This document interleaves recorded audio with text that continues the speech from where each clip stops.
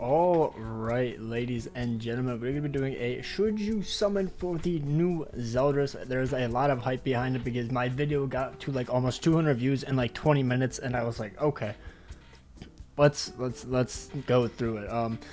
A lot of people are very disappointed in him. I think we did not need a double AoE because it would be too broken and brain dead. I don't know why people want it. That seems like a very boring thing. Like, that's what Chad King did, and he was just completely boring. Like, nobody liked, like, I don't know why people like him. I don't know, I didn't really like him. They might have designed this unit for a backline because his passive does work in the sub. I'm not too sure if it counts if he's in the backline. That's what a lot of people are thinking, that it doesn't, because it doesn't specify. Unlike the red Easton, apparently it's specified that it counts the person in the backline, but when you look at the old red ZELDRIS, it does not apply to the backline apparently. So basically what it means right here is in PvP, for every specialty hero, increases all allies attack related stats by 4%. So if you can only have up to 3 units, that would only be an extra 12% attack related stats, and reduces all enemies attack by 6 times to 18%. Just attack, not attack related stats, so I got that wrong. So it's a decent passive, but since, you know, a lot of units are already buffing themselves, you know, they have buff cards, they have their own passive which are buffing their own attack. It's definitely a nice passive, but it's like green ZELDRIS basically does that unless you just don't run a debuff team. But like, you just are probably going to run Sigurd, or maybe you run the Demon Henriksen team somehow because he has bad CC, so I don't know. Or maybe you run Assault Melee or Sariel Grace, and green ZELDRIS would just do more. So not too sure. Probably going to have to play test it. I'm not able to summon for this unit. There's just no way, by the way, on JP. There's just no way I can actually summon for this unit. I have about 60 gems. Unfortunate. If I somehow pull them, which I don't, because I'll go into the rates in the banner, and whether you should summon or not later on. And then he has a pulverized card, which genuinely very disappointed. I don't really like this card. It doesn't do a lot of damage. Gother's pulverized card is really shit. It doesn't do a lot of damage unless you're absolutely at max passive and you have his Holy Relic activated, you know. Diane's doesn't really start doing that much until you actually get her passive going, where she starts taking a lot of damage. Very unfortunate. And then he has an AoE Infect, which is actually really good. I think the AoE Infect is very, very good because now attack skill teams don't matter. You infect, that way Terminal Link doesn't cuck you as much. They don't heal in general, so it's pretty good. I like that card. I just don't think Pulverized should have been the card. I think a lot of people wanted like a counter or some sort. I don't know. I don't think the Pulverized card is that great. His ultimate is really weird. I don't know what it does at 6 out of 6, like the percentage, but it's 210% weak point damage to all enemies. So it seems interesting, but obviously we're gonna have to test it out on paper, so we're not too sure yet. It'll probably hit pretty hard, I assume, but I don't know. I've never used an HP defense unit with weak point, so yeah, not too sure on that.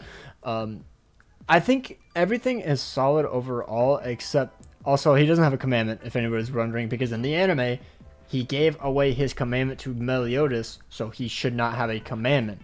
They're going by the lore for this one, but not for the lore of a bunch of other stuff, so I don't know.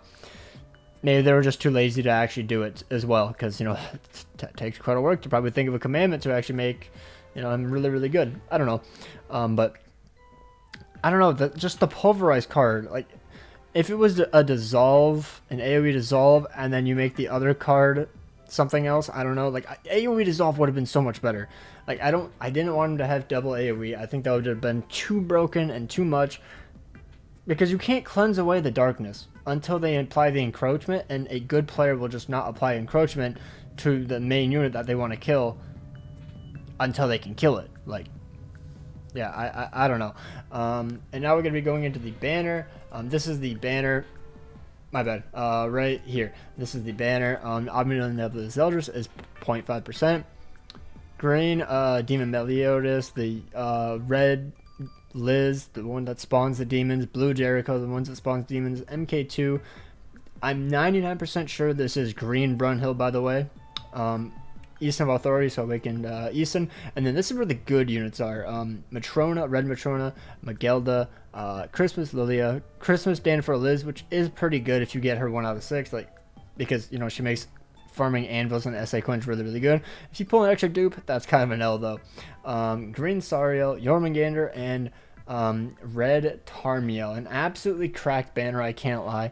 In my opinion, guys, I think you need to go at least 1 rotation. I think it's definitely worth. Zeldris is a pretty good unit. If you have green Zeldris like 100% max, though, I don't see a point for this unit overall. He does have the infect, which is really nice, so a demon will have infect. I think that's like the only difference for him, though. He has an infect. But other than that, I just wish he had. I want him to have an AoE dissolve as well, because I absolutely hate ult rush. I don't know, maybe could have done like the Gother debuff card, the rank 2 thing, because then he could just like hold on to the rank 2 and then just cancel out buffs. Like, that would have been really good for the demon team. Absolutely busted, to be honest. And then since he doesn't do damage, it wouldn't apply the darkness, so that way it wouldn't be as broken, so you can just triple AoE every single turn and just wipe the entire team. But I'm going to go into something where I think that maybe you would want to save. Maybe. Because if you look right down here, I can't zoom in anymore. June 30th was Freyr. And then this is going to be dropping 8/11 for Zeldris. So you add 14 days onto that, 2 weeks. It would be 8/11. What is that, 8/25? So I think a new Ragnarok unit is going to be dropping in at the end of the month, because if you see 2 months, so here's Freyr, and then go back 2 months, there was Jormungandr, which was, oh wait, what? Shun and Demon Rimmer, Brunhild, Liz.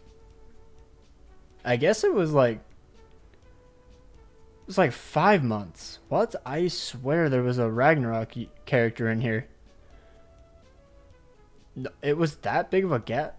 Wait, June is the 6th. June is the 6th. So it was 3 months. It was 3 months. Oh, wow. I was so off. I was thinking of it was the 8th month still. But June is the 6th month. Okay, so 3 months time. So maybe not. Maybe it is only in a month. Maybe it's going to be in a month. But, so Jormungandr March. And then we had Scott, and he, yeah, so I think it just got pushed back because of the anniversary. I think that's why it got pushed back 1 extra month. Because Scotty and a lot January, end of January, and then Jormungandr end of March, and then it looks like the festival Liz came in, and it kind of bumped Freyr back. So it could be a possibility that at the end of the month it is a new Ragnarok unit, which would be a very good unit for the Wolves, most likely, which is why I'm thinking maybe you wouldn't want to summon if you don't really like the demon team too much. If you like the demon team, obviously go for it. I think he'd be a fairly fine unit. But the overall banner is what really sells it to me, to be honest, because the banner has a lot of good value in it, in my opinion. Sario, probably the best counter to the demon team. Like, the full angel team is really, really good. Lily is a very, very fun unit. I absolutely love her. Magelda makes Bird an absolute joke. Jormungandr makes Deer an absolute joke. And I think the reason that this banner is here is because they're going to be dropping a Ragnarok banner within the next 2 weeks to 6 weeks. So if you're low on gems, you might want to consider skipping Zeldris. Granted, he is a limited time unit. If I go to Beats', please don't show anything. Okay. Beats right here. Kind of knowing that Zeldris is a limited unit, but even when they aren't limited, Rebel still takes months to add them to tickets. Time has been out for almost 4 months, and they still haven't added them to tickets. Yes, they also haven't added Tornado to the tickets, but they added Sorry within 3 months, so it's a very, very weird. But as you can see right here in the highlight, Ominous Nebula Zeldris, Prince of Darkness, will not be added to the permanent gacha lineup after the gacha period ends. So he's like a New Year's unit, essentially, which is super, super weird. So if you like this unit, you're going to have to wait quite a while until he comes back, which would probably be around New Year's if I had to assume. So, yeah, anyways, in my opinion, if you have some gems to spare, I think going one rotation is worth. But if you want to focus more on deer or wolves and stuff, I think that summoning for the Ragnarok unit that's most likely coming in about a month or ish, 2 to 6 weeks. Obviously, there's a big gap because of how the Liz banner showed, and there's no way to really predict exactly when it's going to come. But I assume it's going to be coming at the end of the month because 2 absolute banger units, really, really good in my opinion, are going to be dropping. So I could definitely see if they want to get some bait and make you spend for the Ragnarok unit, or make you spend for both of these. I don't know. Either way, it's up to you. But I think one rotation for a free-to-play, obviously a whale is going to go all the way. I think one rotation as a free-to-play is worth. But if you are absolutely out of gems, do not summon on this banner. If you cannot go to pity, do not summon. You will regret it because you will not pull ZELDRIS. 99% of people will not pull ZELDRIS until the pity. It's really sad that that's how it is, but Grand Cross rates, baby. But yeah, let me know if you guys are going to summon. I see a lot of disappointment in this unit, which is actually kind of upsetting. Like, I don't think he's that bad, but people were really expecting a double AoE unit for whatever reason. I don't see why people want such a brain-dead team. Like, we don't want another Purgatory Bond meta. We don't. We just don't. It was the most oppressive thing in the entire game. Nobody liked playing it, and it was probably the worst the game has ever been in. Goddess Liz was not as toxic as Purgatory Bond, unless you had another Purgatory Bond 6/6. That was about it. But yeah, anyways, take care. Hope you guys have an amazing day, and peace.